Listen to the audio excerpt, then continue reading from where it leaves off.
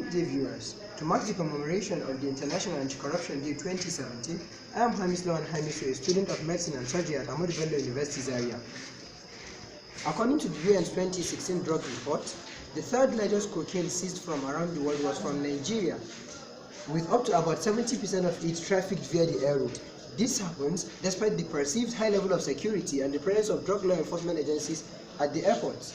It is on this note that I stand to propose the motion that drug abuse and trafficking is one of the many dividends of corruption. Due to time constraint, I will be unable to define the terms present in my topic, and I will hence go straight to the point. To begin with, one of the problems caused by corruption is that of youth unemployment. These youths usually make up a larger percentage of every society. These are the same people who are being utilized by bad politicians to cause havoc during elections in our country under the influence of drug gotten from such politicians. Also, the appointment of unqualified personnel or persons into various offices with often questionable records causes or encourages drug abuse and trafficking.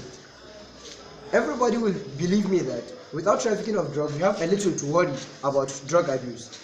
Additionally, there is this issue of free flow of illicit drug across borders. This happens despite the presence of drug law enforcement agencies and other security personnel. This is usually possible because of the high connection of whomever the trafficker is.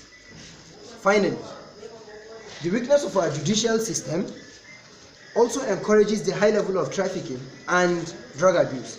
This is because there is really nothing or really a little or not enough deterrent to make the traffickers of the drugs, the illicit drugs I mean, to stop from the acts of this antisocial consequence. I hope with the foregone points of mine, I have been able to convince you that indeed drug abuse and trafficking is one of the major dividends of corruption. Thank you so much. Over to you, Usman. 3. I am Usman Abubakar Ibrahim, also a student of medicine and surgery at Ahmadu Bello University. My opponent made mention of unemployment as one of the factors caused by corruption, which ultimately leads to drug abuse. This is untrue, as all unemployment should first be attributed to the deplorable educational standards in the country.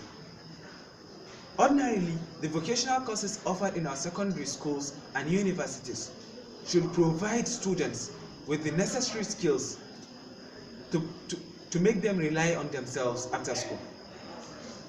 Therefore, the average Nigerian secondary school graduate should be able to be self-sufficient as soon as he graduates.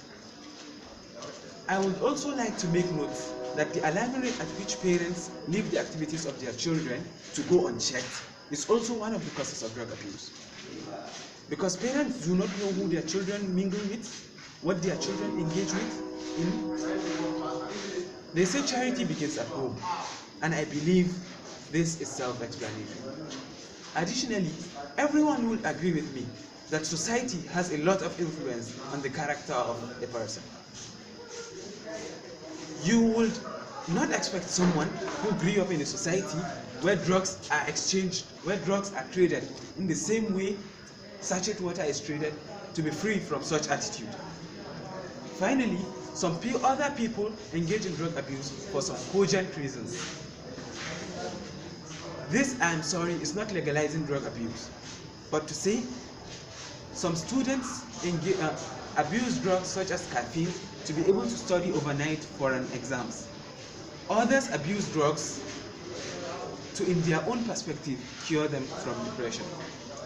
I believe with this point of mine, I have been able to convince you that drug abuse is not one of the causes. Drug abuse is not one of the dividends of corruption.